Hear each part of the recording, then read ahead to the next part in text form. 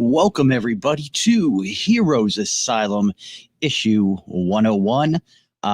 This week, we're actually going to be short a member. No, your eyes are not deceiving you. Kane has had to take the evening off. He has some personal business to work with today. So it is just me. And I hope you guys are having a great weekend. I know we're probably going to have a shorter group here tonight because, well, the playoffs are on tonight, so we're definitely going to be short with our interaction, which is just fine with me. But we're going to go ahead and get started. I did talk to you guys last week. We did hit our 100 mark, or 100 issue mark. So what we're going to do, we actually are going to start doing Patreon. If anybody is interested at any point, wants to support the show, show us your love, we are going to start doing a Patreon service as far as extra bonus shows, either for us or also for the Midnight Movie Show. If anybody is interested in getting involved in that, you guys can go to Patreon and actually show up the link that's in front of you. Just type in Heroes Asylum. That'll get you to our page. And anything would be, much appreciated. Like I said before, Kane and I we do this out of the love of what we talk about. And, anything would help greatly. I know Kane's recently had to update his PC. But so we'll go ahead and, like I said, we're going to go ahead and get started on the show, trying to get a rhythm here. I'm used to having my partner in crime. But we're going to go ahead and start off. Unfortunately, we have a couple of passings this week. The very first one is Gregory Sierra. If anybody's familiar with him, Sanford and Son, Barney Miller.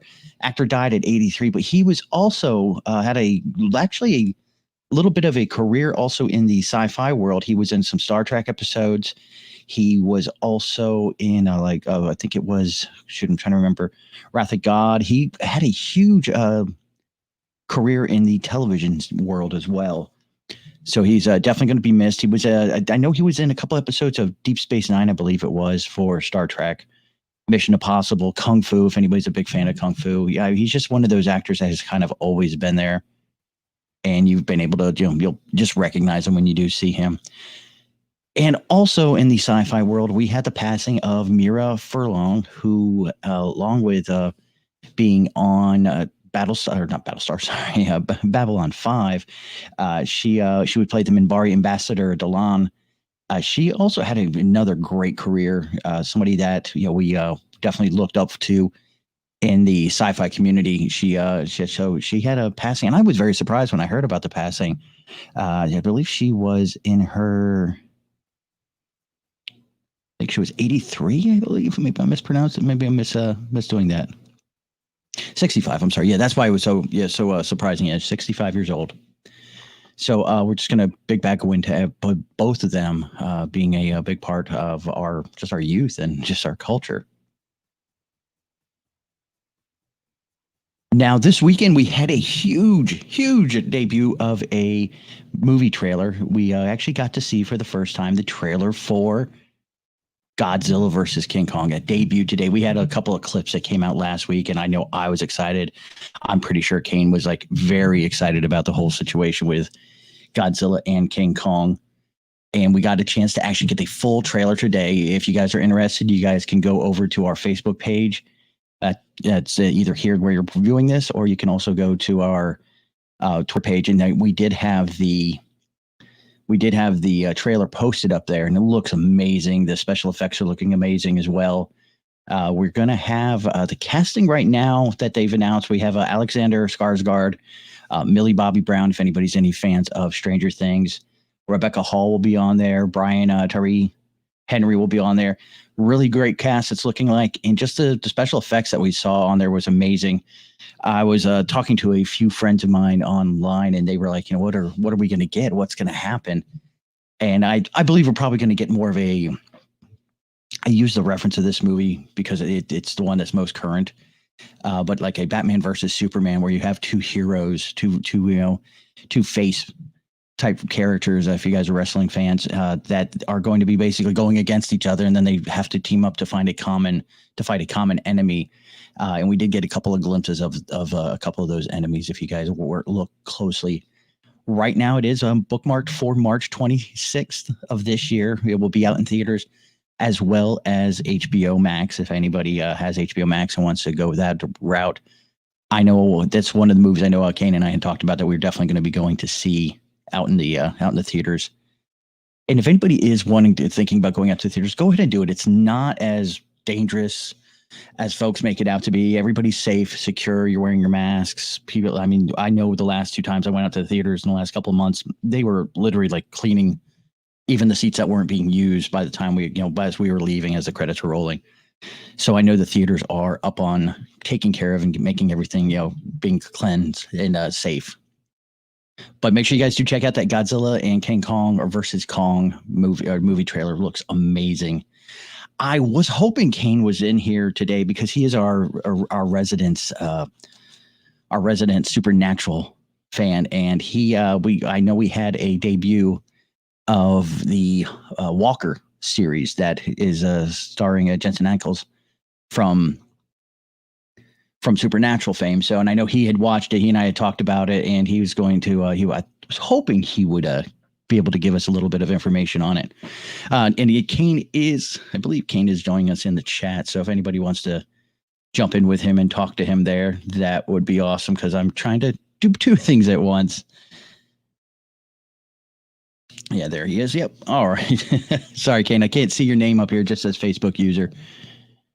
But yeah, so like I was saying, if anybody has seen it, I mean, Kane, if you want to go ahead and jump in on there and say yes or no, whether you liked it or not, please let us know.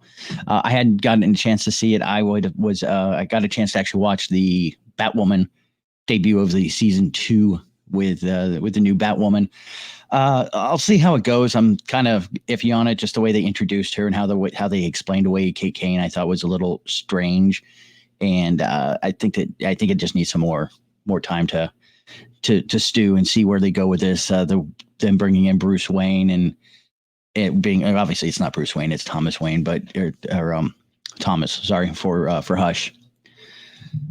And also WandaVision. We did have our third episode of WandaVision that did come out this week. I loved it to death. I thought it was great. We finally are seeing more of what's going on. We're seeing the outside world finally. We got hints of something was going on, but there are so many rumors and speculations of who is who. I think there's a couple out there that are saying, claiming Wanda's the villain. Some are saying that it's, swords out there, Hydra's out there. The one thing I can definitely tell you by watching this, pay attention to the trailer or the commercials in the middle of the show. I think this is giving a lot away.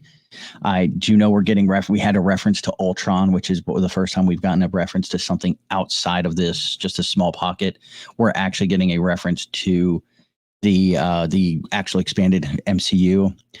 Kane does believe that there is going to be a Mephisto, and it's been, we talked about it last week that he was sort of right that the fact that Mephisto's wife Agnes, who's the neighbor, is there, but I don't know if we may just be getting a nod to him and just a little Easter egg to make us as fanboys satisfied. But I'm happy to see that we're finally getting the outside world. I think next episode we're finally going to see Kat Denning, and we're actually finally going to see the Agent Wu finally. So because it is only an 8 series run, so by then when we see them, they'll be halfway through the series. And one second, guys, I'm gonna get a quick drink.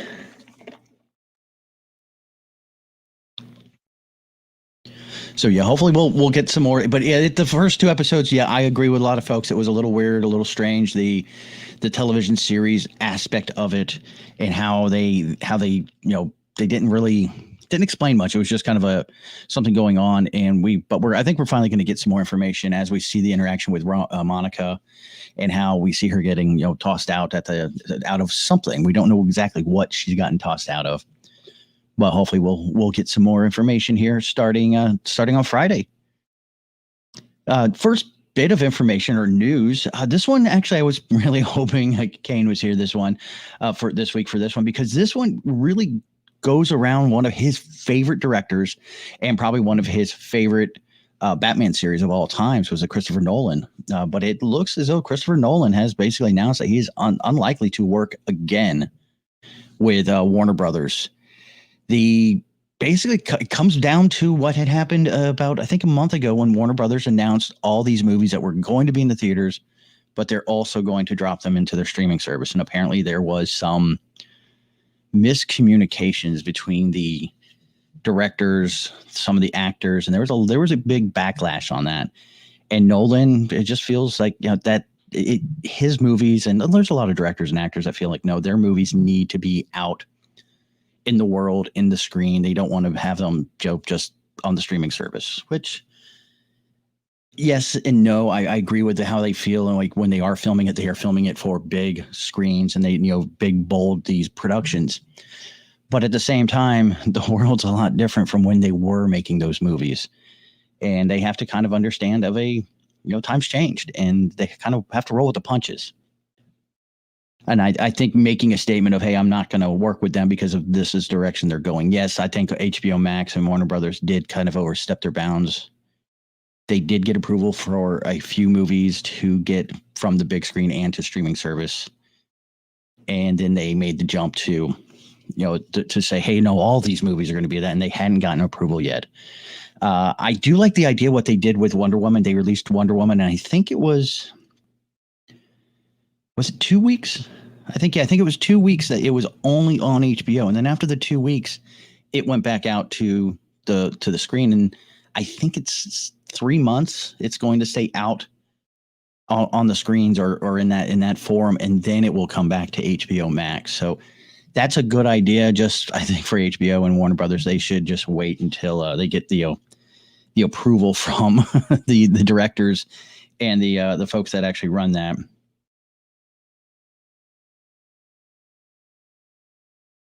Sorry, I'm just catching up on the news here, or on the chat room. Next one I have is, and again, a lot of my news, I was expecting somebody to be here, but I want to see Kane's reaction and anybody else's reaction really for this one. They're talking, does Marvel Blade, the reboot, need to be R-rated? We've seen a lot of success with the R-rated movies. Actually, the two comic book R-rated movies I can think of that Marvel based. One we actually just did on the Heroes Asylum, the midnight on our Ham show. We just did Logan, and that was also a R-rated show for Marvel, as well as Deadpool and Deadpool 2.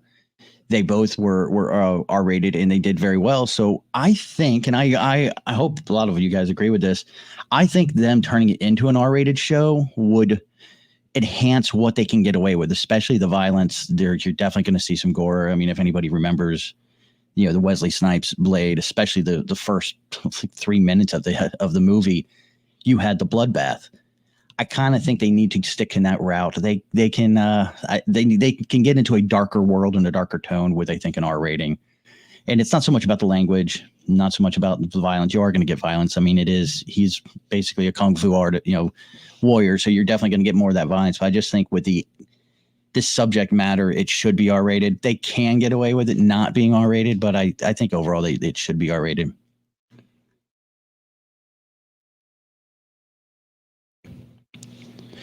Let's see. Actually, Kane this week, I'm sorry, I completely had forgotten about that, but we had actually gotten or received a few questions last week after the show. Kane had sent out on our Facebook page that if anybody had any questions, to please send it over to Twitter. And sorry, I was just reading the comment. No, to be honest, I think Dracula is just too much of an obvious choice. They should stick into Blades. I know Blade did go against Dracula, but I think the lower echelon ones, I think it would be best. Best way to do it, because you're having the Morbius movie. What a great way of introducing Blade into that world, and then having them not them be at odds with each other, but a great way of introducing him, then throwing him into the next movie. I know they're owned by two separate companies right now, because Morbius is owned by Sony, and that portion of their Spider-Verse isn't really connected to the MCU, but I think it would be a great way to introduce him. But yeah, I don't know. I think Blade going against Dracula is just too mundane. I think they could do better. I have better faith in Kevin on that one. So like we were saying, we did ask some of the inmates if anybody was interested in sending us some questions. Just ask us some questions, see what our opinion is. And we did have a few responses. So the first one is, and I thought this one was kind of a funny one. Right here we had from Stephen Clay 84. Do you think we will see the Black Knight in MCU? I got to tell you, I don't think we will see him. I think he will be referenced. There will be a reference to him, maybe his shield, maybe his armor, maybe his sword, something to do along with that. I think we'll probably see that on the, I want to say either, most likely we're going to see it on one of the streaming services one. Because if you think like how DC is doing Stargirl right now, you're getting the introduction into the Justice Society, the lower echelon. As much as I love the Justice Society, I think they deserve a lot better and a lot more time. I believe that they should definitely get definitely get more time. But I think that's what we're going to kind of see on the sorry, I'm reading their chat room. I really think we'll hear reference of that. Let's see what Kane has to say here. He says, I think it means the symbiote king, but not the Black King. Okay, you think that's what they meant? Then at that point, I don't think so. I think symbiote king is too new, and there's a lot of world building to go on before we get to get to that person. That's something I would kind of, I definitely would wait on to see, because again, we still have to be introduced to the symbiotes, and again, the symbiotes right now aren't owned by Marvel. They're still owned by Sony. So if they're going to happen, we're going to see them on the Venom or the Carnage, one of the, in that iteration. Let's see. I think Kane wrote this one up, but he's going to tell me I don't think so. But this one is from Magnus Kit 77. Basically asks, will DC's Metal or Death Metal work as a animated movie or live action? Me personally, I'm going to tell you, I think animated, because of how big and just larger than life those characters are. I think you could never have a Devastator character on live action. We've already seen what they tried to do to Doomsday. And basically, I mean, let's be honest with each other. Doomsday and Devastator are the same character, really, when it comes into that. And then Kane, you probably tell me the name of it. The car, the death metal car. That one animated. I just think there'd be, with everything that animated or everything that was in death metal and how over the top and metal it was. I think in the style of heavy metal, the animated series from the early 80s, of the animated movie, I think if they took that thought process and put that to the death metal, I think that would be awesome. The B-Mobile, is that what it was called? But yeah, I think that would be great if they went that route and maybe not even did the full metal series, but maybe did them in mini stories across a full movie, and then basically have it have the story, basically make the Batman Who Laughs, make him like the crypt keeper of all these stories and all these strange these strange different universes. I think that would probably be a cool one. But yeah, live action, I don't think it would work too well in live action. Let's see our next one. Actually, this one I thought was kind of fun here, because they are kind of reintroducing this, but this one came from Steffi Stargate for the new G.I. Joe films, which there aren't any G.I. Joe films announced. We do know of a Snake Eyes film, but if the new G.I. Joe film should adapt from the cartoon or the comic books. Steph, I'm gonna have to be honest with you. Comic books, definitely. The comics have a greater and broader story and a much richer backstory to all of them. The animated and the cartoon, let's be honest with each other, all they were was to sell toys. They were 30-minute 30-minute commercials is really all they were, and that's what they were designed to. If anybody has Netflix, check out The Toys That Made Us, and there's a bunch of different bunch of different episodes, and one is Transformers, one is He-Man, G.I. Joe, Star Wars, and then they pretty much, they're honest with themselves. They say, yeah, that's how they were able to do what they did, was because they made those cartoons to sell the toys. I know they did the same thing with the comic books, because that was another avenue. We got to realize we didn't have the internet. We had television and in written form, and comic books was the written form that they chose to put more of their attention towards. And I think because of the author behind it, Larry Hama, who basically wrote the Bible on G.I. Joe, I think his writing style and everything that he added into the Marvel universe made it bigger. I think that's the route that need to go. As far as the Snake Eyes movie that is coming out, we do know it's going to be based around Snake Eyes, Storm Shadow, the I can never pronounce it because I've only read it. I've never heard it said, but the Akasha, whatever clan, the Ninja Clan. I think, and I'm hoping they stick to the backstory that they were friends before. They were friends beforehand. Unlike the G.I. Joe movies we got a few years back, where they were little kids and they met. Now, the real story behind Storm Shadow and Snake Eyes is they were in the same unit and during Vietnam. Obviously, they'll have to forward this to more current, maybe put it in during the Iraq War. And what they basically were is they were partners there. After the war was over, Snake Eyes, was all left alone. His family had died. He had no place to go. Storm Shadow offered him, "Why don't you come and stay with our clan?" And he just became a great student, an awesome pupil. And and then that's where their story began. And they were friends then. They met as adults. The whole meeting as a child and growing up that way and having this constant battle, it doesn't work out. And then just making Storm Shadow a dickhead the whole time, that just bothers me as well. He's not that way. If you guys read the comic books, Storm Shadow there's a reason behind what he does and why he does what he does. And he holds honor above all else. This one actually we kind of answered last week, I believe, or 2 weeks ago. This is for Carl Fester, 713. When is Galactus coming? Well, you need you need Galactus's main character or main adversaries, which is Fantastic Four. So we do know Fantastic Four is like right ready to begin. Kevin did say a couple of weeks ago, I think he was speaking out for the promotions of WandaVision, and it was brought up about the Fantastic Four is ahead of X-Men when it comes to being released.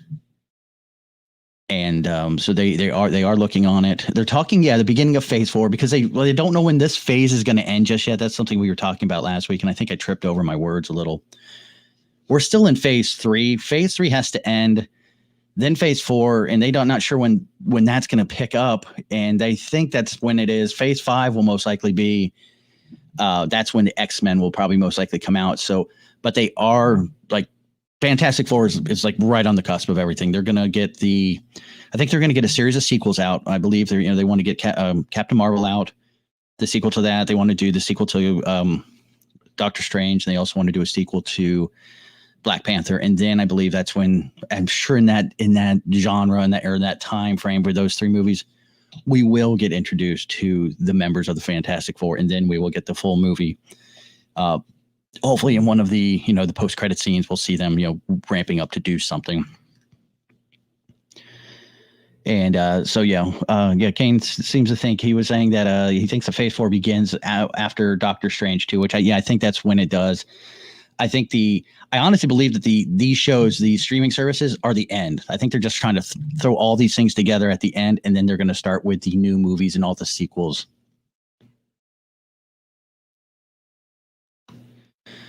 Kane is saying he does want an older version of Fantastic Four. I don't want teens. I don't want 20s. When you say older, I'm going to go 30s. They need to at least have gone through college and have something, some a little bit of experience and history amongst themselves. Where they're like complete strangers. I don't like that idea, like they've done in the last movie they did. The one from the 90s or early 2000s. Yeah, that one I'm okay with. That they had some history. They were friends. They were acquaintances that grew up together. That I'm okay with. But the But yeah, definitely a little bit older. It will be. I'd enjoy that one. And our last question. Let's see here. This one comes from Sub One Drew 11. Since it's confirmed a multiverse in DC films, what are the chances we see a live action versions of Elseworld comics? And I'm going to put money. I thought Kane did this one too. I think he's just making up fake names. But I think Elseworld comic live action, no. We might get like maybe one of the big ones, but as far as we goes, I do believe that they're going to concentrate Elseworlds continuing on the streaming service. I think that's as far as like animated movies go for those, because again, just like I talked about with the the Metal series, I believe those series are so huge and so large in scope to make a movie like that. It's animated. It's going to be the better way to go, not only budget wise, but I think for us as fans, we're going to get the most out of it that we want. We're going to see the worlds we want. That's why I've always been a great, big fan of the DC animated series. That, the last one that they ran for a decade, as MCU was conquering the live action movie world. I think, DC was conquering the animated movie world. That's where they're two. When you look at them both, they both conquered a certain area. I know me as a DC fan, bigger DC fan than Marvel, I would have preferred to see a bigger conquering on the live action, but I'm happy with what we got.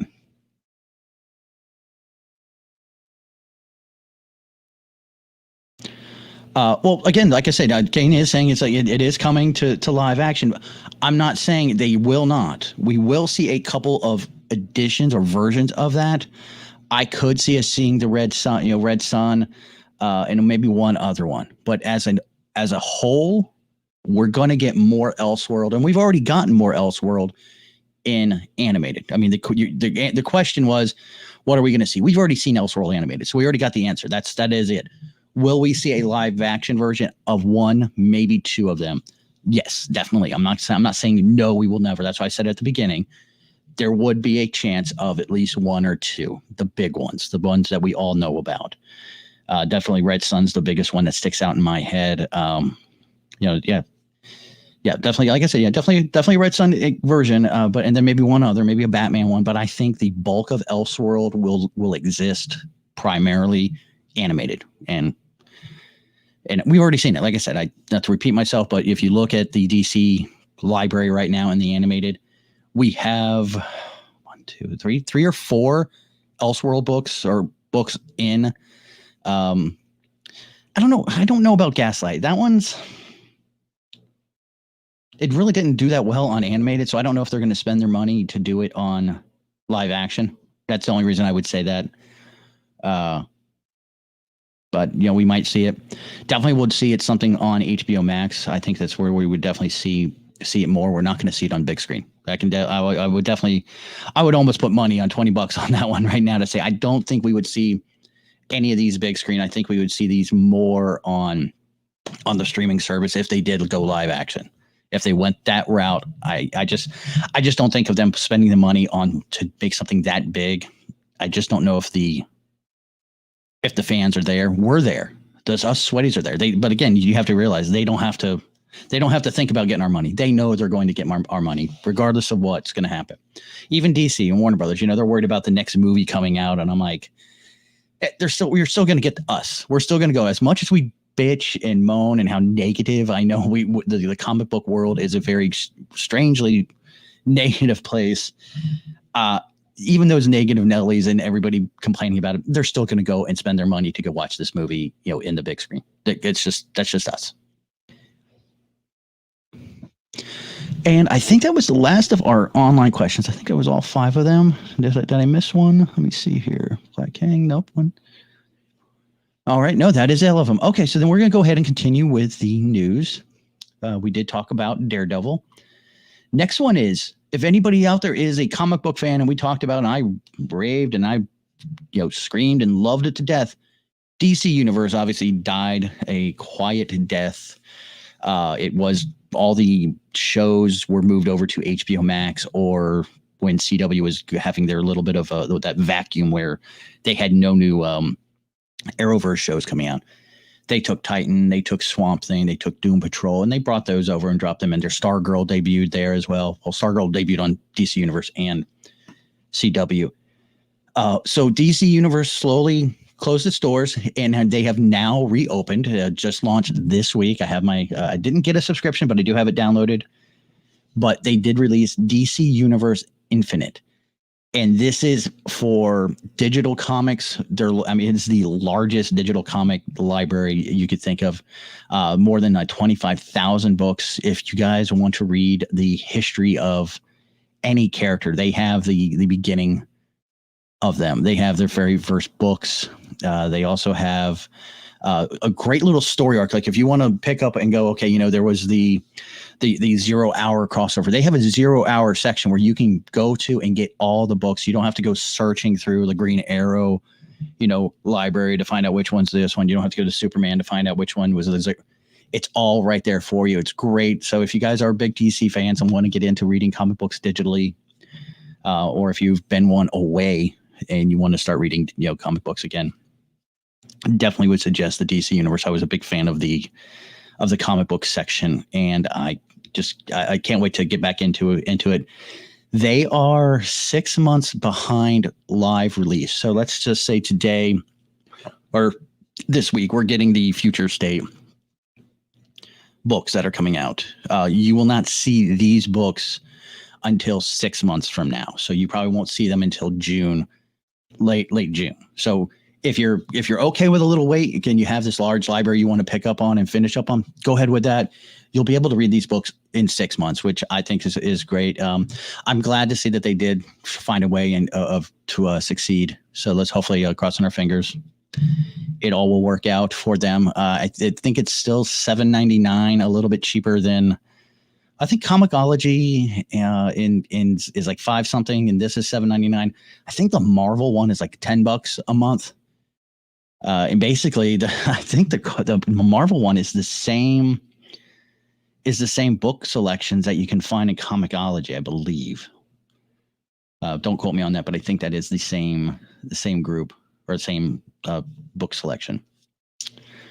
Next one is, and I can't wait. Unfortunately, we did get news that I wasn't going to mention that one movie got pushed back, but we did find out that the James Bond movie coming up, did get pushed back. And then, of course, the very, very next day, just a wave of other movies just got released, announced, hey, we're getting pushed back even further.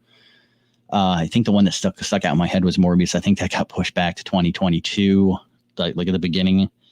So everything's gotten pushed back. And of course, they're talking about the Ghostbusters. We haven't had any news that it's gotten pushed back yet, but we do at least have a reaction from actually Jason Reitman's, or his father is the one that actually did the original Ghostbusters. And so he was able to sit down and watch with Ivan. Of course, the other cast was there as well. They were able to go ahead and take a look and watch with them. And Ivan had reportedly was very, very impressed and brought to tears on what he saw, and that it definitely played a great homage to his original work. Even Ernie Hudson made a comment this week about it as well, that that he really does see that they did kind of mess up on jumping the gun and going ahead and viewing or releasing the one that we got a few years ago, the all females Ghostbusters. And he's, I think just like something Kane and I have always talked about, when you're going to bring something back into the mix that has been gone for a while, you got to keep that soul and the spirit of what it is and what it was and what made it special. And the Ghostbusters, there was something special in the magic about it. And I understand capturing, lightning in a bottle, the whole thing. It's tough to do, but you still at least need to try. And I didn't, as a viewer myself, I didn't think that version tried. And we've seen other versions of things that they've tried to bring back from the 70s, the 80s, the nostalgia wave. not just from my my youth, but other youth. It is funny. I think there was a announcement from something that was from like the 90s, and I saw all these kids from the 90s going, "Oh my God, what are they going to do to it?" Because they were so worried about how Hollywood treats the treats the older products. And I think right now you're seeing Jason. He's actually taking his time. He's finding the soul and the spirit behind it, paying homage. Yes, I think there are going to be some actors there, but they're not going to be the main focus, and that's fine. You have to move on. That's one thing I think that folks in my age bracket, their biggest thing is they don't want to move on from what they enjoyed and what they loved. Like the fandom menace is a perfect example of that group. They don't understand. We have to move on. We have to let the new generation use what we played with, because if not, it's just going to die if you don't let it grow and grow and grow. We just can't have what we had and say, look, that's it and that's all it can be. No, you have to let it grow.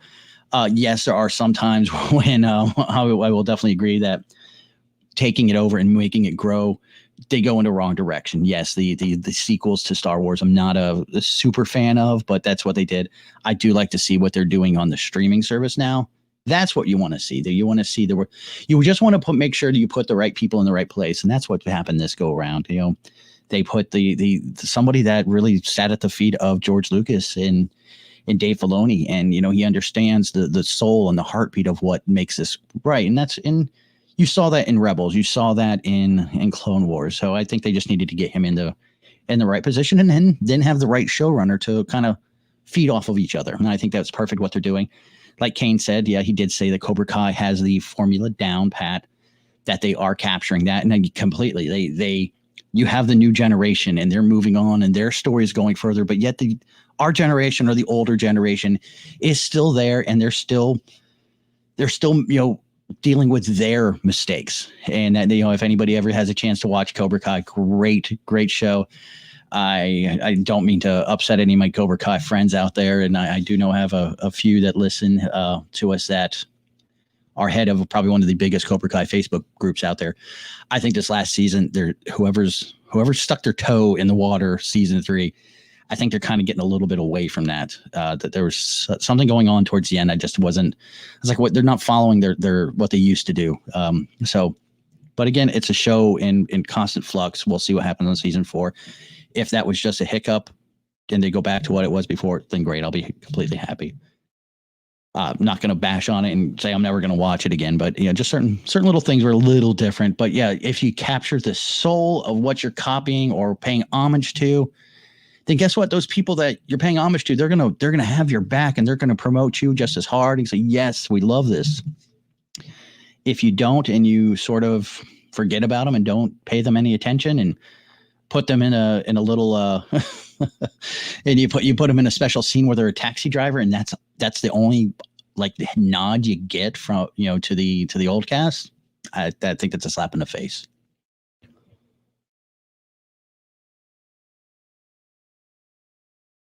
I didn't say I didn't like. There were some elements of the end of the season 3 that there were like right at the end, the last 2 episodes. There's some elements that I just something was rubbing me the wrong way, and I'm not the only one that noticed this. In a couple of groups, I saw that there were some issues. And the last but not least for us today, guys, Titans season 3 has casted Savannah Welsh as Barbara Gordon, and I'm ecstatic about this. Finally, season 3, we're finally getting Barbara Gordon. I think she should have been there at the beginning because of the importance of her in the relationship between Dick and Batman. I think she should have been there at the very beginning and did and like I said, just played more of a middle ground. I do understand. I believe the article was saying that she will be using a wheelchair. So we are getting the version that where she was shot and paralyzed, and now she is Oracle. But actually, no, I take that back. No, she is not Oracle. It says this one, Gordon is Gotham City Police Commissioner, but she uses her wheelchair. So there's a little twist to it. I'm not sure I'm a fan of that. but we'll see where they go. I think she's best as Oracle to be there to help them out, to be that voice to both Batman and the Bat family, and not just Batman, but Robin, Nightwing, all of them, Batwoman. I believe I think she would be better suited as Oracle, not as Commissioner Gordon. Don't know how I feel about that one, but we'll see. Titans has not let me down yet. I know we're getting different versions of everything. We're going to be getting a different version of the Red Hood, not the one that we're used to and what we've seen in both comic books and in animated. And I think it'll be okay. Like I said, I think it would be best if she was just Oracle, not Commissioner Gordon. Now I do hear that there are groups out there that are getting upset that she's not being played by a true paraplegic or somebody that's in a wheelchair. There's a backlash going on there, and I was having a talk with one of my friends this week, and her and I, she kind of agreed with me on it, where I just think it's about who is best for the role. I understand if you want somebody that's going to be wheelchair bound, to be maybe understanding, but if that's not a major aspect of the character, I don't say that's going to be a necessity. I think you just need to find the best actor. If the actor happens to be wheelchaired, awesome. Same thing goes for some of the characters that they were talking about for the gay and lesbian communities. It's like they're upset that person's not gay. I'm like, it's great to have somebody in that aspect, but it's not needed for that. If that's the person that best fits to play that role, then that's it. And then they can play that as gay or straight or, however they want. But I don't think it's needed that person is, it needs to be that whatever they're portraying. That's why they're called actors. They're not playing what they are. They're playing something completely different. You people, folks, you look back in the history of acting, and back in the day, it was young men that played the roles of, or certain roles of females. And then when you look in the I'm drawing a blank on her name, the actress, but she played Peter Pan. It was a female that played Peter Pan. She was the best one for the role. And I think that's just what we need to look at. I understand that people are like, hey, we need to get this community to have jobs. Great, perfect, and they should. If there is somebody out there that's in a wheelchair and it's great for one role, and that person's not really supposed to be in a wheelchair, guess what? That character's now in a wheelchair for that show. I was trying to remember the gentleman's name who plays who's on NCIS New Orleans. Great role. He's not wheelchair bound, but he does play this role very well. And so I think that's something we just need to get past, and just let's get the right people to play the right characters. And guys, that is it for the show. I do not have any more stuff here. Normally, of course, we would have Kane, so he would help fill in some of the stuff for us. But make sure you guys do check us out again on our Twitter page here at Twitter at Heroes_Asylum. You can also check us out if you are watching this on our YouTube channel, on Facebook page at Heroes Asylum Podcast. I do not, unfortunately, have our Instagram one memorized. I do apologize. Kane will post that in the chat for me. Don't forget, if anybody is interested in supporting the show, supporting the cause for both our show here for Heroes Asylum or for the Midnight Movies, this is where you can go to. You can go to Patreon at Heroes Asylum. We have a page all set up, ready to go. Let us know. I haven't set up tiers just yet because I don't know if there's any interest, really. I'd like to see what the interest is before I set up tiers.